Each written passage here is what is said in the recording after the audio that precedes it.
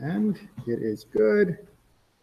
And we go to the slides and we hit where's my button I'm looking for? Slide, no, format, no, arrange, tools, table, add-ons, my view. That's what I want. Okay, I'll figure this thing out yet. Yay! Well, I say yay. It's not actually a happy topic. Today we're going to be talking about mourning. You may remember last week's topic was about life cycles, and we went through the life cycles associated with birth and what happens when people are born. We went through what happens when somebody comes of age, bar and bat mitzvah, and we also talked about weddings. Well, save mourning for the next time because the Jewish rituals for when somebody dies, they cover a lot of territory. And what we're going to look at tonight is still just a little bit of everything that Judaism has to say. And what we're going to really focus on is just what happens to the people that are left still alive. We're going to talk about what happens after death to the soul another time. But for tonight, we're just going to talk about what you do when you're alive and someone else has died. Okay? Okay. So Judaism divides the different times, or divides the different moments of mourning into different periods that are connected to what's happening to the deceased. So the first period is known as Aninut, and Aninut is the period where it is the person has died, buried yet. Now, in classical Judaism, that is to say, when we lived in pre-modern times and we lived in cities where the only thing that you needed for a burial was a shovel, this period was very, very short. And by very short, I mean you would often bury on the same day. And to this day in Israel, especially in Jerusalem, that is still a very strong custom where a person will be buried on the same day. If someone dies in the morning, they might be buried in the afternoon. Now, however, the period of Aninut has gotten longer because there are many rules and regulations and other reasons why sometimes we have to wait a day, 2 days before we can do a burial. And so this period of Aninut can get a little bit longer. But in Judaism, it's still only meant to be for a day or two on a regular situation in this time. Well, first of all, we have to figure out who's affected by the mourning. And the people that are affected in Judaism, the easiest way to remember this is to imagine a circle, like a family tree circle. So if you the people right above you, your parents, you do mourning for them. The people that are on the same level as you, your siblings, brother, sister, or your spouse, your husband or wife, you mourn for them. And the people right below you, your children, you mourn for them. So it's a circle around you in your family tree. This is meant to put a limit on the required mourning. So you have to imagine if you had, as we go through the whole evening's worth of discussion, if you had to mourn for everybody in your family, you would spend most of your life mourning. Because you would mourn for your grandparents, which there are 4 of them. You would mourn for your distant cousins. You would be mourning for your great-grandchildren or grandchildren. You would always have somebody, unfortunately, who was dying. People used to have bigger families because people died more, and that meant mourning would have been a constant source of grief for people. So instead, the mourning rules, the mourning mitzvot, are limited to just this circle. If you wish to mourn for someone else, that can be possible, and indeed it can be even very honorable, very commendable. But you have to make sure that you're being careful.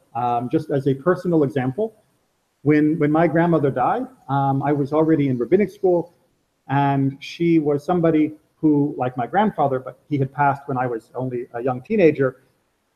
As a full adult, it was a huge loss to me because she had been there with me growing up every day. She lived just around the corner. She was always there when I came home from school.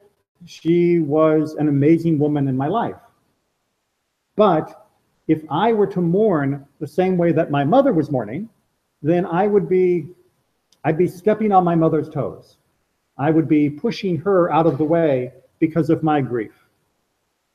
So I had to allow myself to be sad, to grieve, but not to take over the job of being the number one mourner. I had to leave that for my mother as her responsibility for her mother. Does that make sense? It's sometimes a little hard to control our grief and recognize that somebody else is first in line when it comes to grieving, but that's what Judaism asks us to do. Now, if there is no other mourner, if you are the only person who is still there, if imagine you had a family where there was a grandfather and a grandson and nobody else was still alive, then certainly when the grandfather passes away, the grandson should take on the responsibilities of being the mourner for that person. A regular situation where there is a full family tree, that shouldn't be necessary. And Judaism is also very, very careful that it doesn't want mourning to go on forever. One of the reasons why Judaism has all of these different steps and stages and rules is not because we love grieving, although we think it's very important. It's not because we want to always be sad, although sad is a good human emotion sometimes. It's because we want people to be sad now, not be sad later. That they can go through a period where there is a strong, intense sadness now, really get better and better and better to where they can adapt and come back out to a regular life after the loss. And this process is meant to work us through it. So now that we know who's mourning, let's talk about what happens when you are an onen. An onen is a person during this time period between death and burial. And these are the restrictions. You have no substantial meals. This is not the time to go to the all-you-can-eat buffet. You do not drink wine. You do not eat meat. These are considered things that are what's the right word? They're joyous. They make us happy. I don't know if you're a vegetarian, but meat makes me happy, and I understand exactly what this means. Interestingly enough, we don't put on tefillin, and we do not perform any of the positive commandments. Weird. Supposed to still be giving tzedakah. Why am I not supposed to still be, as you'll see, studying Torah while I'm waiting to bury my loved one? And there are a few different reasons for this, but the most important is that the most important job you have right now is taking care of the person who has died. Make that your primary focus. And if you're focused on all the other commandments, then it's very easy to be distracted. And not only does that mean you may not do a good job of preparing the person, but also you may not be feeling your sadness completely. You may be hiding by trying to do other things that will distract you. And Judaism does not want us to hide from our sadness. It wants us to feel sad when the person has died. We also, during this time, we don't have marital relations. That's, husband and wife together. We don't have bathing. We don't have anointing. That's like, putting on perfume or lotions and things. That's the time that we cover all the feature frames in the house and... Almost there. Oh, okay. Almost there. That's going to be in the Shiva section. Yes. Oh, okay. We're going to get that in 2 slides. There, but that's excellent that you already know that. No joyful activities, right? This is not the time to go to a concert. This is not the time you go see a movie. This is where you focus on taking care of the person who has died and allowing yourself to feel the shock of their passing. Do not get hair during this time. That's considered sort of preparing your appearances, trying to look better. And when we're sad, it's not a beauty contest where we're not trying to show off to people. We don't study Torah, which may seem really weird because we study Torah all the time, but studying Torah is supposed to make us happy. And so if you study Torah while the person has died, happy, and that's not the feeling you're supposed to have. So even with study, we can't hide and study from our sadness. And also, we don't do our business. So you're not going to work, you're not taking care of clients' calls, you're not doing any sort of work during this period. How are we doing? Good? Good. Like I said, we try to make this as short as possible by having the burial happen as soon as possible. Also, as we get either at the moment of the death, if you're with somebody, or at the funeral, depending upon the customs of different communities, we do what is known as kriya. Kriya is a tearing of your clothes to show your sadness. It literally means to tear your clothes. And you'll see whenever you read through the Tanakh, whenever you're reading the Bible, watches somebody die, or they find out that a close friend has died, they will tear their clothes. This is the universal Jewish symbol of sadness. And it is one of the most powerful actions that we do. Judaism, you should hopefully have already got this message, Judaism doesn't say, hide your sadness, be strong. Judaism says, you love this person, they're dead, you are torn. You should feel sad. Even if their soul is in a better place, you're still here and they're dead, you should be sad. And you're going to wear that sadness on your clothes. Now, this has a couple of very important effects. When you wear a tear in your clothes, you are showing everyone around you that you are a mourner, that someone close to you has died. And this is kind of like waving a flag or sending up a signal flare of saying, help, I'm somebody who's going through a problem right now. Please be nice to me. Please help me. Please take care of me while I'm going through this trouble. Not only a sign of how we're feeling, it's also an invitation for someone else to try and help me. Make sense? Right? In Judaism, it's okay to ask for help. Make sure you remember that. When we tear on the left-hand side for a parent, and we tear on the right-hand side for any of our other relatives. That's because what's on the left-hand side of our body? The heart. Exactly. So for our parents, we tear over our heart. Our heart has been exposed. Our heart has been torn. Our heart has shared the same blood from our parents. And so we tear there. And for our other family members, we tear on the right-hand side. Difference on the tearing between parents and others. For a parent, we can do a little, what's it called? A stitch, a basting stitch, a temporary fix on the clothes after the Shiva period, which we'll talk about after 7 days. But for the others, we can do the little stitch, and then later we can repair it more completely. But for the parent side, we never repair that completely. When we lose a parent, there is always a part of us that will always be torn.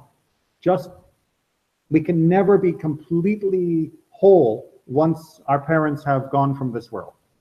And that's reflected in our clothing. When we do the tear, we say a blessing. And the blessing has the usual beginning that we've talked about in previous classes, the Baruch Atah Adonai, Eloheinu melech ha'olam, ha'emet. And Dayan ha'emet means the true judge. So we are saying, blessed are you, Lord our God, ruler of the universe. We are acknowledging at our moment of pain that God is true, that God is faithful, that God is still with us, and that God is not judging well, but God is always judging fair. That even in our pain, we still are connecting to God. And that theme of still connecting to God is going to come back a few different ways. Mourning practices, and there's a few different ways that we reinforce that connection. But saying that blessing while we do the kriya is one of those ways. All right, questions on this so far?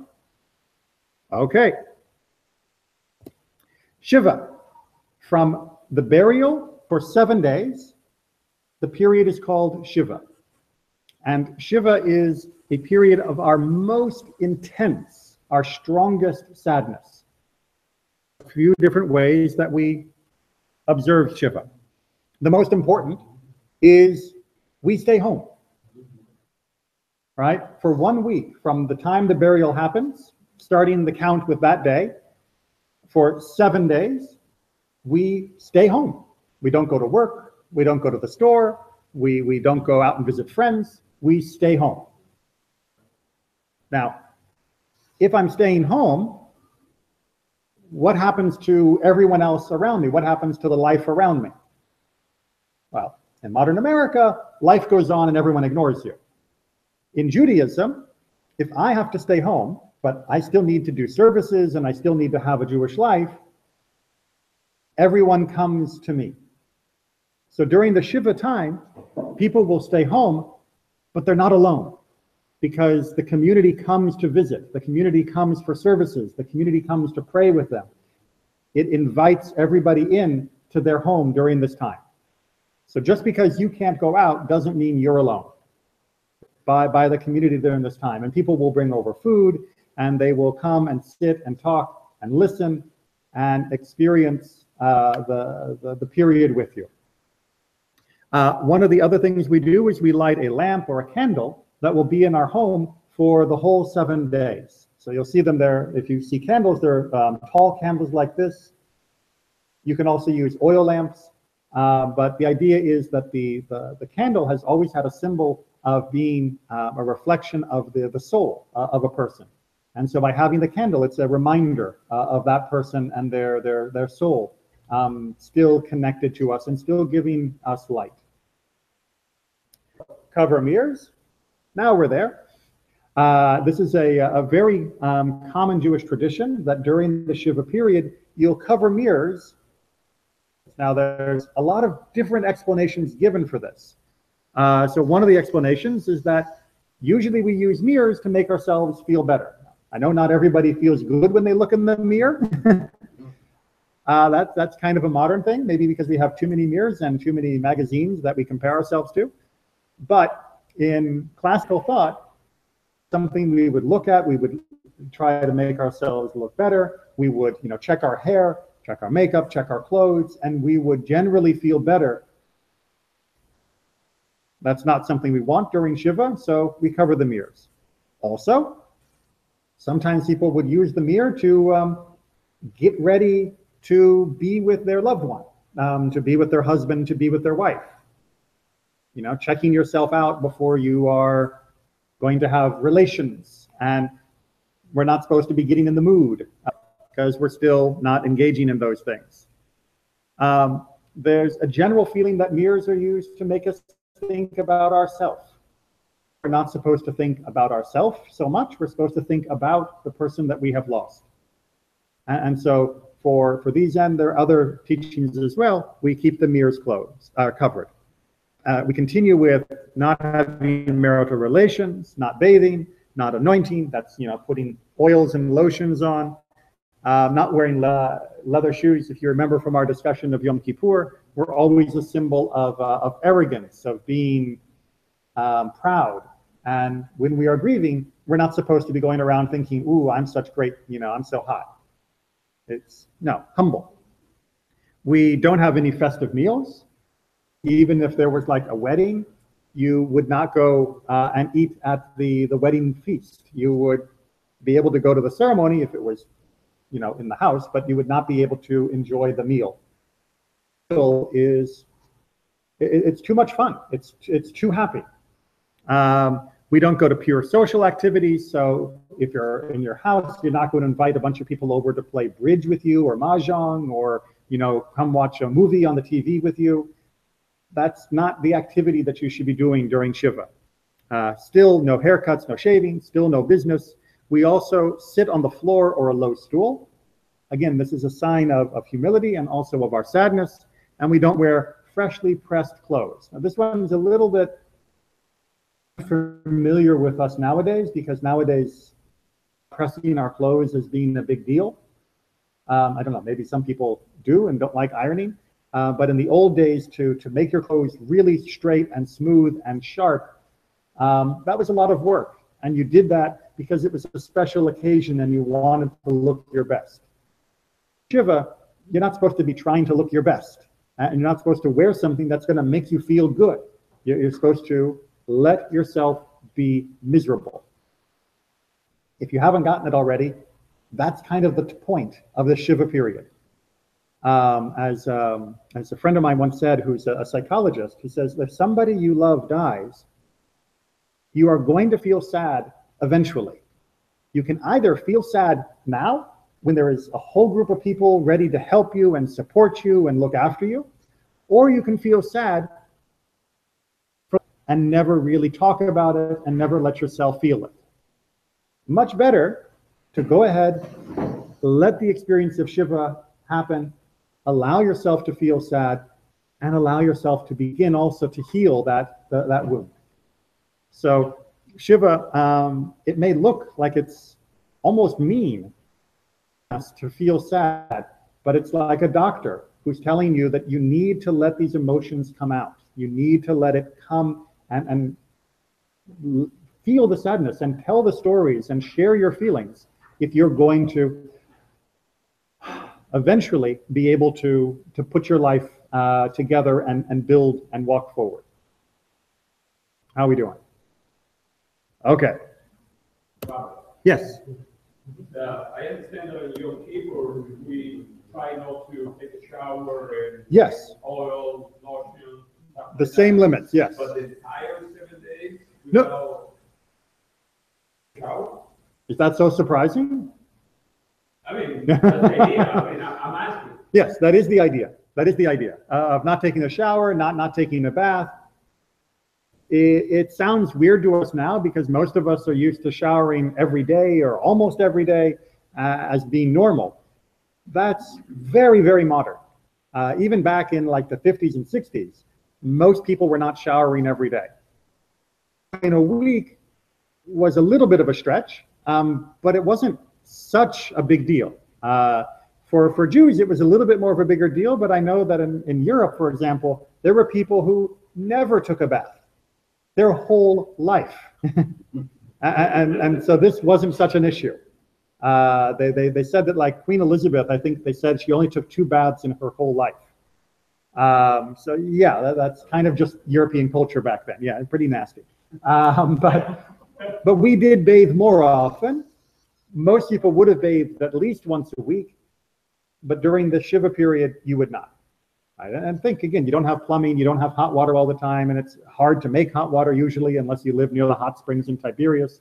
So generally speaking, this wasn't such a huge change, not like it is for us now. But even for us now, how many of you, after you take a shower, feel better? Right? You take a nice shower, or you take a bath even. I mean, a bath is like, oh, it's like a dream, right? And you get out of the bath and your body's relaxed and you're feeling all clean and ready to face the world. And it's generally a good feeling when you've taken a shower or a bath. Those are not the feelings you should be trying to find during Shiva. Right? During Shiva, you should let yourself feel uncomfortable. Because when you let yourself feel uncomfortable, the uncomfortable feelings will come out. Question? I thought I saw a hand. Yeah. Well, kind of changed it with that last part that you just said. That when you feel uncomfortable, you let the uncomfortable feelings come out. Isn't when a person dies, isn't this also something transition? You know, like that's not a bad thing necessarily. No. You know, this is, you know, like this is really keeping you in such a sad state. Right. The question would be then, why do we need to feel miserable? How are we helping by feeling? Okay, so let me make sure everyone could hear. How are we helping by feeling so sad? And with the side of, but the soul's not gone. The real truth of the person. Remember we said Dayan Ha'emet. God sees the true person, and the true person isn't the body. The true person is the soul, is the spirit, and that is forever. And that, you know, if the person was very sick, now the soul has left the sick body and the soul is free and the soul is able to live without the burden of a sick body. We should be celebrating that freedom of the soul. And indeed, that message is part of what eventually picks us up off the floor and helps us look forward to life and helps us continue to build, have children, and dream of a good future, because we know that eventually is in a better place. And it is true that the soul is freed from the sickness that took the body. But Judaism doesn't want us to ignore the very real truth that we love sharing our life with the people we love. And they mean so much to us. And that part, that joy, that experience is one of the gifts that God has given us. And that's why God didn't just make us to be souls. God made us to live in this world so that we could encounter other people and build a life together and share a life together and to love being together. And when they're gone, together here is done. And we should feel sad for that, because we will never have those experiences again. Yes, we have all of eternity. And yes, my soul understands that eternity is better than just this slice of life. But we have to also honor the gift that God gave us of life. And this gift with this person has now finished. It's, think of it like if you go on a vacation and you meet a new person on vacation. And this person is amazing. You have so many museums together. You visit this amazing natural sites. You stay up late at night talking and sharing. And it's just the most amazing trip that you're having with the person. But eventually, it's time to get on the plane and come home. Now, why do you cry when you say goodbye? Right? You had the time together. It's not like they're dead. And it's not like you hate going home. You're going to miss having more of what you just had. And it's not exactly a vacation, a little bit. Soul journeys into this world and does so much and experiences so much. The other end, and we have to say goodbye to our loved one on the plane and going back home literally to God, that they're gone and we don't get to continue our trip together eventually, right? We'll get there. But right now, I feel sad that they're gone. And that sadness and good feeling that we should try to get rid of. It's not some philosophy to explain away. We say, yes, I know I'll be with them eventually, and I know we'll be with each other together forever. And I'm going to show God that I appreciate the gift he gave me of this person in my life by showing how sad I am that they're gone. And so we make sure that we have time to, because that's going to sound weird. The more miserable we are, the more we show how much we appreciate the gift of that person in our life. But there's a limit to how miserable we can be. That's why this level of miserable is 7 days. After 7 days, we change. We make ourselves a little less miserable. Because for every person who is worried that there's going to be too much miserable, there's another person who's not miserable enough. And Judaism tries to guide us to the right level of sadness and then bring us back up again. And so that we can still enjoy and appreciate life. So let's move on a little bit, maybe. So first of all, what do you say if you are visiting somebody who is a mourner? You are coming to visit. Well, first of all, don't say anything stupid. That's like the first thing you need to know. When you go to visit somebody who has lost somebody, don't say anything stupid. I actually was teaching this once when I was at a house, a Shiva house, and afterwards a woman came up to me and said, "Thank you for telling people not to be stupid." Because 5 years ago, she told me, her teenage son had been killed in a car crash. And she said, at the Shiva house, somebody came up to her and said, "Oh, I'm so sorry about your son. I know how you feel. My dog died last week too." And the woman said, how could this person compare their dog to my son, of your pet? It's not the same thing. But people often, they don't know what to say. And so an idea comes in their head and they want to say something and stupid comes out. So to keep us from being stupid, our tradition has given us something to say. And what we say is, as the transliteration reads, Hamakom yinachem etchem, betoch sha'ar abelei Tzion v'Yerushalayim, which translates to mean, may the ever-present. Hamakom literally means the place, but it's used as a name of God, meaning God who is in every place, as well as God who was in the place of the temple. May God comfort you among the other mourners of Zion and Jerusalem. Again, a very carefully constructed sentence. So first of all, I can't comfort you, right? Your grief is not something I can remove, and I'm not going to, right? I can't put on a song and dance show and cheer you up so that now you're not sad anymore. Not going to happen. It's not within my power, and it wouldn't be right for me to try and even do that. God eventually will bring you comfort. Eventually, you will find within God's world something that will lift you back up again and provide you understanding, perspective, and comfort for this loss. And you should know that you're not alone. That mourning, grieving for those who have died, that is something that everybody experiences. Right? All the people of Zion and Jerusalem have also lost somebody. Look around this room. Everybody in this room has lost somebody that they cared about. Not only you, not just this one person, but everybody has had that experience. And understand that you will come through it eventually too. And the same way that you were there to help them, they and I are here to help you. And when it is my turn to grieve, you will be there to help me. Right? Zion and Jerusalem and God, we are all together. Be strong for you when you need me. And I know you will be strong for me when I need you.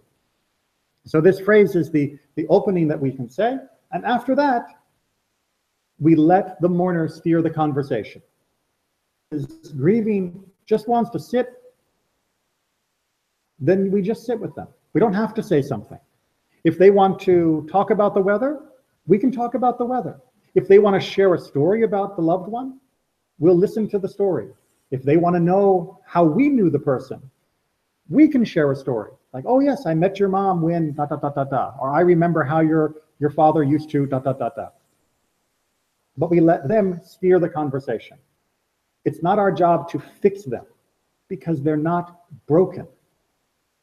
Right? Being sad doesn't mean you're wrong or broken. Right now, you need to focus on things that hurt, but it's not the same thing as being damaged. Just means I need to do something generally that makes me feel I need you to be here with me while I do that. Make sense? Okay.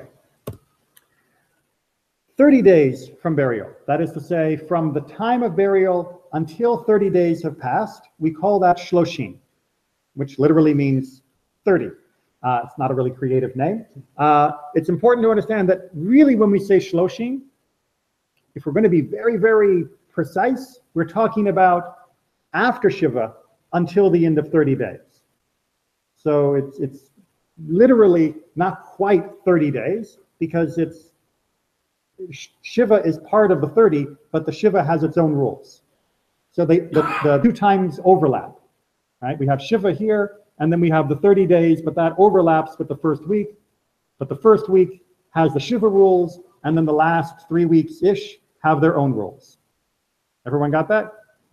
Okay, so this doesn't override the first week. This comes once the first week is done. So it's a little bit lighter. We still don't have the festive meals. We still don't have social activities, not going to the movies, comedy clubs, stuff like that. We're still not getting haircuts and shaves, freshly done clothes.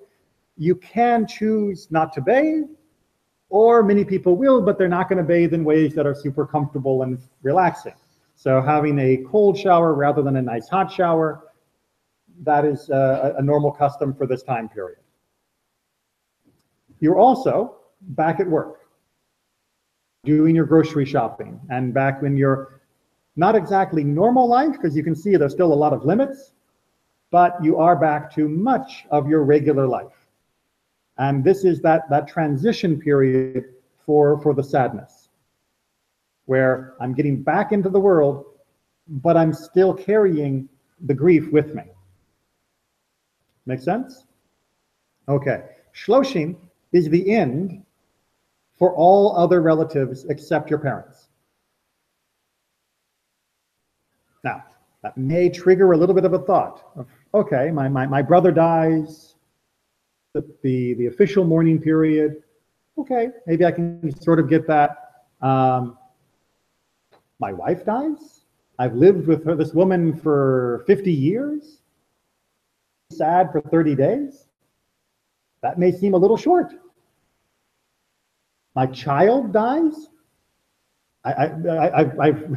My child dies and I'm only supposed to be sad 30 days? Right? Okay, so why did the rabbis say this is what the Torah wants us to do for these other relatives, but not for the parents? It has to do with the cold reality of the last 5,000 years of human history, which is you only have one mother and you only have one father, and they're only going to die once each. Everybody else, you have extra. You have more than one brother and sister, probably. And you're probably going to have multiple children. And many of your children will die. That was true up until 1900. Many of your children would die.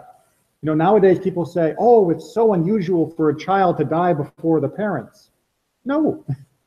For most of human history, most people had to bury at least one child. Most parents had to bury multiple children. It was simply hard to be a baby. And being a baby was dangerous, and they would get sick, or they would get injured, and there was no medicine, there was no good way to heal them, and they would die. If you had to mourn a whole year for every child you buried, or every brother or sister that you buried, or every wife or husband that you buried, you would spend most of your life in mourning. Because you weren't going to live 80 years. Most people, right? You would be lucky if you lived to be 45, 50, 60 years old. So if you take out the 13 years when you're pre-bar mitzvah, let's say you have 50 years that you're an adult before you die. And you're going to bury 3 children, 4 children, years of your life that you spend in sadness. You're going to bury at least 2 parents. That's another 6 years. A total 6 years now that you're going to spend in sadness. You're going to bury your brother, your sister. Maybe that's another 8 years now or full of our life. And then you're going to bury a spouse, maybe 2. Especially if you're a man, your first wife is probably going to die giving birth to a child. Your second wife might die giving birth to a child, because having babies is dangerous. You could spend 10, 12 years of your life mourning for all the people you have to bury. And that's only for the people in your circle. For your cousins and your uncles and everybody else, you're going to be sad as well. If we mourn for everybody the fullest amount, we would spend 1/5 of our life or more, 1/4 of our life, of our adult life, being miserable. And Judaism did not want that. Because even though you've buried one child, you have other children you need to help. Even though you've buried a husband or a wife, you can't live alone for most of Jewish history. You needed a partner to be able to feed the chickens and milk the cows and plow the field and take care of your house and split the wood. You didn't just live alone. You needed help.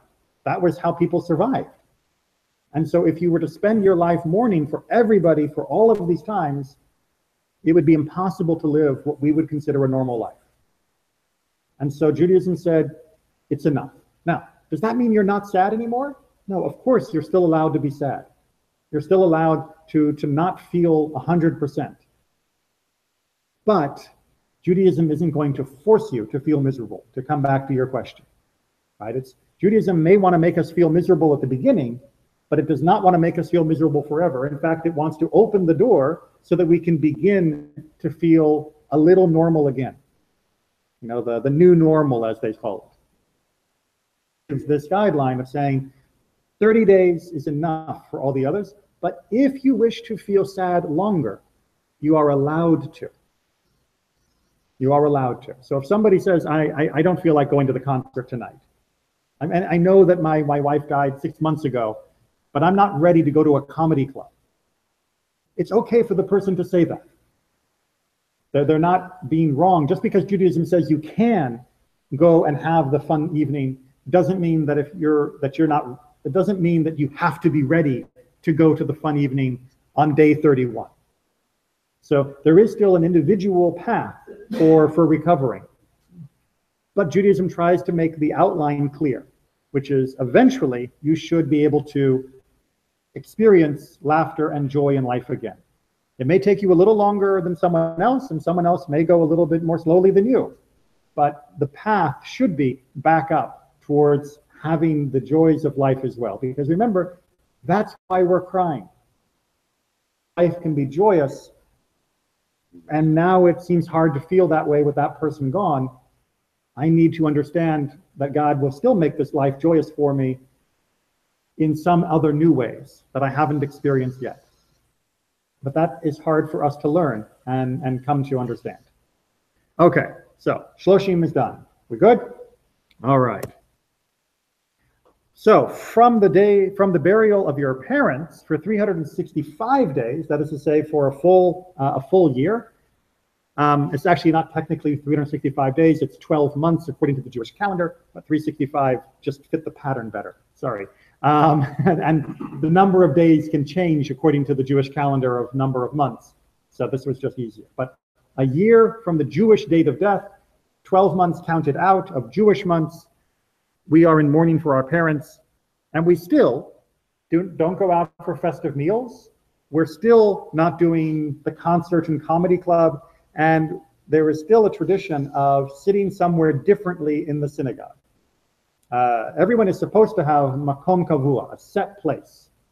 When you walk into the synagogue, you should come so often that everybody knows where you sit. And that is part of making sure that you are connected to the community so that you are known for that spot. When somebody dies, change your spot. Move to another place in the synagogue, in the chairs. It gives you a feeling of being literally dislocated, of being shifted because of the mourning. And it puts a whole different perspective. You'll see the room from a different point of view, which is what's happening during the mourning process. You're seeing life from a different point of view. So a new position is a good thing. By the way, for those that are new to synagogue attendance, you don't have a set place yet. It's okay to keep experimenting, and I recommend moving around to different spots in the room and see what the synagogue and the prayer experience is like from different rows and different seats. But once you have your spot, once you've set it down, then yes, make that your spot until there's a tragedy, and then give a shift. And then after the year is up, move back to your original spot. It is remarkably powerful as an emotional action. You parked on my spot. Yeah. So in a close-knit community where you have people who know each other and who see each other week in, week out, waiting for you to come back. They know, where you sat, and they know that you will be back a year later, and they know you didn't move. They know you moved because of the loss.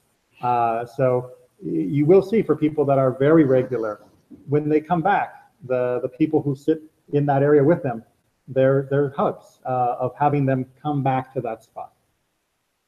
But if you're part of a synagogue that's 800 people and it's changing every week and no one comes that regularly, then yeah, you're probably not going to get exactly your seat again. But you know what? Come the next week, and the guy who was in it last week might not be there. So, but yeah, there's not really a guarantee.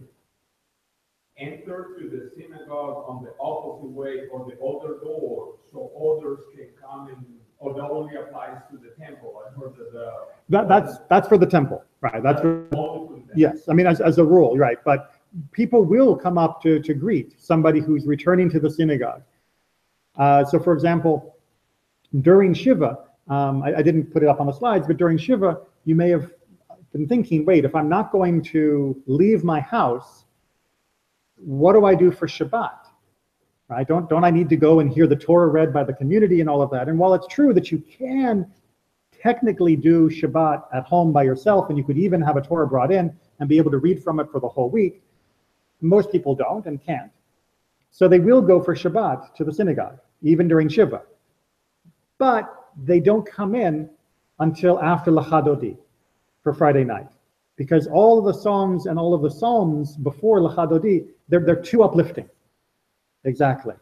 And they are things that are meant to make us feel better after a hard week. Well, I'm not ready to feel better after my hard week. It's at the cemetery. And I'm not done yet. But I still need to be here. So right after L'chadodi, they come in and we greet them with Hamakom, the phrase that I said. The Siddur itself, if you look, will mention that this is the place where the mourners come in and where we greet them. And this tying together of the individual sadness with the community support is a really big part of how Judaism deals with death, which is going to lead us to the Kaddish. So you may have heard of Kaddish Yatom, and usually you'll see it translated as the mourner's Kaddish. It doesn't mean the mourner's Kaddish, right?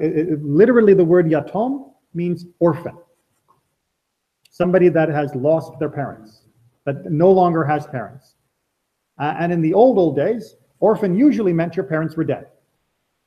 Right, nowadays we have adoption agencies and there's other ways for someone to become an orphan without their parents dying. If somebody was an orphan, it meant your parents were dead. And guess what? If you are 50 years old and your mom and your dad die, you're an orphan now. You no longer have your parents. And that is a devastating feel. And that's why we call this Kaddish the Kaddish that has been reserved for those that are in mourning, for those that feel like they have now been orphaned. And that's an important point. The Kaddish, when we say it, is not a prayer that was made for those who are mourning. The Kaddish is a statement that was reserved in this part of the service so that those who are in mourning could say it in honor of their loved ones. And I know this is Judaism being complicated, but it makes sense. You just have to work with me here. For an opportunity to say what we believe about God. When people were in mourning, it was decided, well, go to the next page, it was decided that for them to say the Kaddish would be a testimony, would be credit to their parents, would be an honor to their parents. And so they reserved to make sure at least one or two or three, depending upon the day, of the Kaddishes that we already said would be given to those who were in mourning, so they would be able to have that honor. And that honor would go to their family, would go to their loved one. So you're gonna have to let me walk you through this. So in Judaism, we believe that the period, from our point of view, after the time of the death, is a period of judgment. This is where the soul is weighed in the balance, in the scales. How much bad? During that time, we can tip the scale on behalf of someone else. If we do mitzvot in their name, if we do mitzvot in their honor, we are adding to the good that is in their soul. Now this may sound a little weird, but how can we do that? It's very simple. First of all, you have to remember, God doesn't have like a timeline. Right? God's not locked into hours, minutes, and seconds. So when we do an action now, because of what they taught us, because of how they inspired us, because of how they moved us, because of everything they meant to us, That's them doing the action, right? The effect of their life continues after their death, but the benefit from that effect is added to the life that they live, that they had. Does that make sense, maybe? Right? It's like, imagine you wanted to leave money for your great-great-great-grandson, and so you take the money and you put it in the bank. And while it's in the bank, it's gaining interest. It gives it to the great-great-great-great-grandson. Well, some of the money was the money that the original person put in the bank. The other is what grew because of that decision. And so what the great-great-great-great-grandson gets is more than what was originally put in, but it was only because of the original action that it ended up growing. When I say the Kaddish in particular, or indeed when I do any mitzvah in the name or in the honor of my loved one, I am adding to the accomplishments they had, even though they're no longer with me physically to be part of that accomplishment. You're following the logic? I know it's kind of hard because we tend to think of time as only going one direction. So this is done just for that first year. So that's why I should have put this slide first or second. For anybody else, we do it for 30 days. For a parent, we do it for 11 months. Now, wait a minute. I said that the perspective that it should be for 12 months because that's the full year. So why do we cut it back to 12 or to 11? Because if I did the full 12, it would make it seem like I thought mom and dad needed all the help they could get because maybe they weren't such good people. And so it's almost insulting to say Kaddish too long as though they needed every last bit of help possible. It's like, yes, I'm helping, but it's not because they were terrible. I'm just helping because I want to help. And if I did all the help, then it would look like I thought they were pathetic and couldn't do anything for themselves. So the tradition is to stop at 11 months in most communities. Some communities go a little bit longer. Some go to 11 months and 3 weeks. The tradition is, most communities, is to stop at 11 months.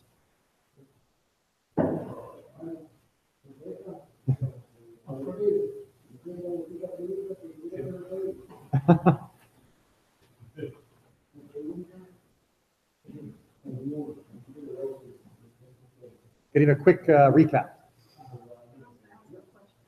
Gotcha. Yeah. He mentioned Torah. Torah says that King Solomon says in Torah that every soul after dying goes back to Hashem. Right. And if it's with Hashem, it doesn't need anything. Right. So that's why I said from our perspective, it seems like the judgment is taking the 12 months. From the soul's perspective, right? It's a flash. It's a moment. When it goes back to God, yes, it doesn't need anything, but the soul is considered to have been changed in this world by the deeds that it performed. When you do good, right, it makes your soul better. When it makes a burden that you have to get rid of, that you have to do tshuva, you have to repent, you have to lay down. When you die, a soul that has been enriched, that has been made better by life here, and understand being closer to God more clearly, more beautifully. So not every soul will have the same experience when it reconnects with God. By my acting in honor of my loved one, I am helping to show that that soul accomplished more than it looked like they did, because their effect was happening even after they were dead. So it's like, think of it like writing a letter of recommendation. Right? You're saying, God, let me tell you how great my mom was. Right? Let me share. She is so good that I am willing to go to synagogue every day. And I'm ready to stand up and say what the Kaddish tells us, which is a nice little transition, because what is the Kaddish about? Right, the Kaddish is a statement of faith.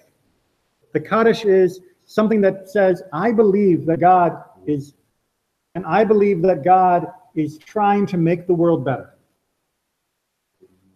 By saying that in a group, so many things are happening. Because it takes a minyan, it takes 10 people to be with me, that means that I am declaring God's greatness publicly. It's not just, I think God is great and I'm sitting at home.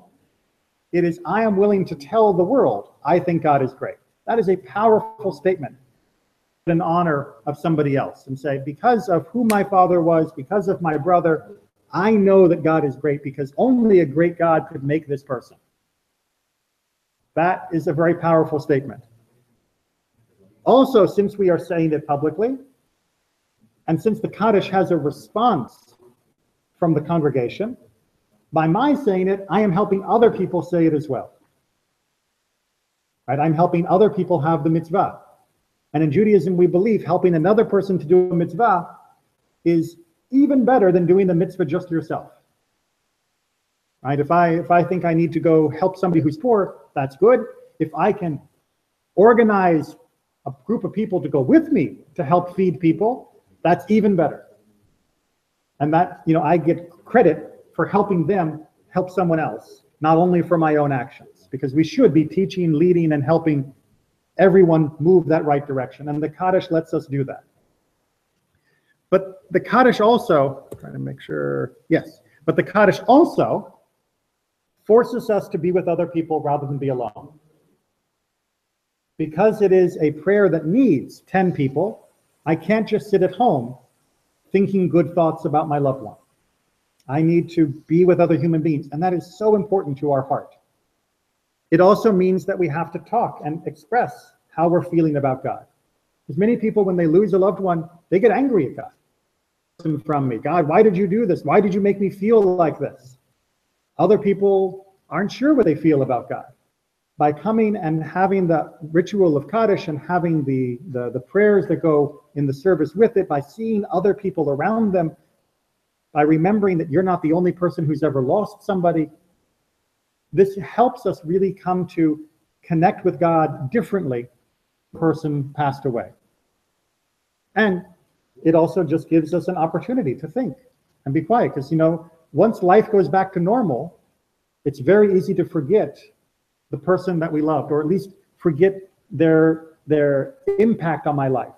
By taking time for the Kaddish to have that in my mind, I am creating a space, creating time when I am going to dedicate some thought, some feeling about that person, about what they meant, about God, about everything. And making that time is just so important, rather than hiding back in your work or back in your life and other things that you're doing. Saw a hand. I just want to talk about minyan.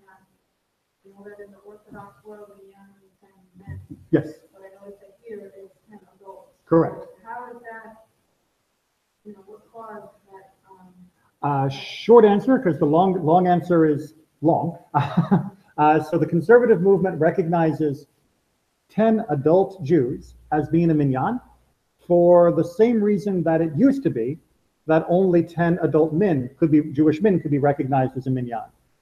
A minyan is only a group of people that are equally responsible for the commandments. And in the old times, women were not equally responsible, because women were also responsible to their husband's authority. The husband ruled the house.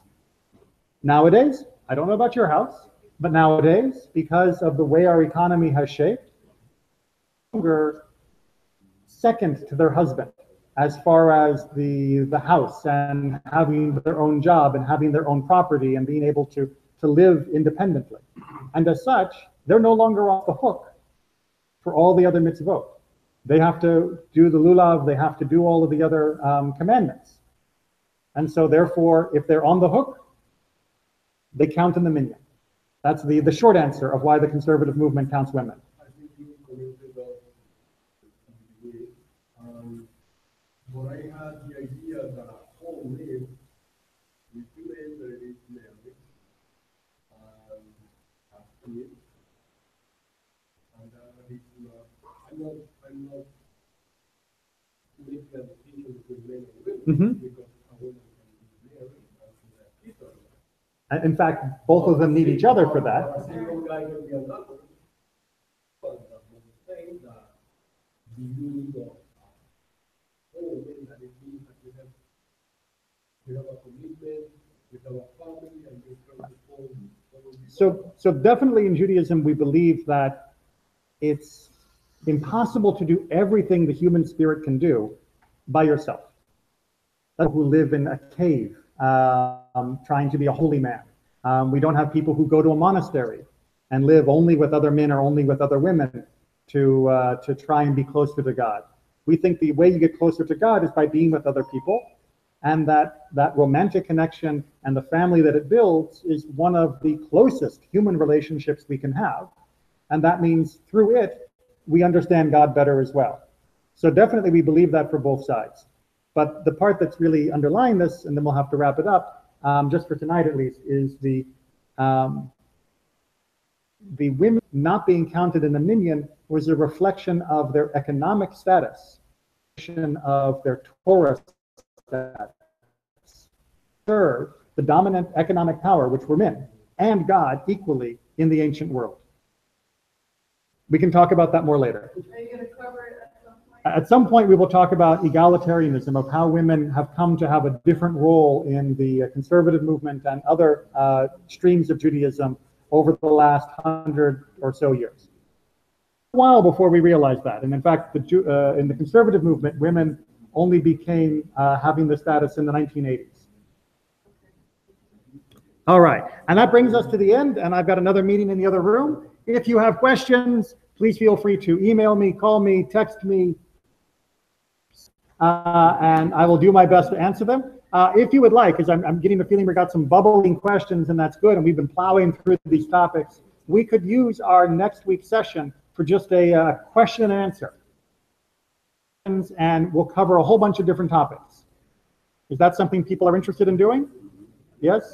Okay, so we'll do a Q&A next week, and we'll hammer out all sorts of random topics, and you'll be the questions you have, someone else in the room also has it, but that doesn't mean you should be shy. Remember, Judaism likes questions.